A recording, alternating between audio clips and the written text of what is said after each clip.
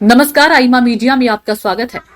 अमेरिकी राष्ट्रपति Donald Trump के व्यापार सलाहकार पीटर नवारो ने एक बार फिर भारत पर रूस यूक्रेन युद्ध की कीमत पर मॉस्को से सस्ता तेल आयात करके और शोधन के बाद यूरोप के खरीदारों को बेचकर मुनाफा कमाने का आरोप लगाया। भारत के खिलाफ एक नए बयान में नवारो ने कहा कि ब्राह्मण भारतीय लोगों की कीमत पर मुनाफा कमा रहे हैं और इसे रोकना जरूरी है।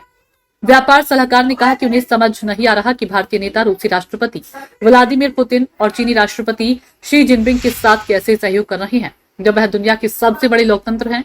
ट्रंप प्रशासन के व्यापार और विनिर्माण मामलों के वरिष्ठ सलाहकार नवारो ने कहा कि इसलिए मैं बस इतना कहूंगा कि भारतीय लोग कृपया समझे कि यहाँ क्या हो रहा है। आपने देखा होगा कि ब्राह्मण भारतीय लोगों की कीमत पर मुनाफा कमा रहे हैं, हमें इसे रोकना होगा। अमेरिकी राष्ट्रपति डोनाल्ड ट्रंप ने भारत पर 25% पारस्परिक टैरिफ और रूसी तेल की दिल्ली की खरीद पर 25% अतिरिक्त टैरिफ लगाया है।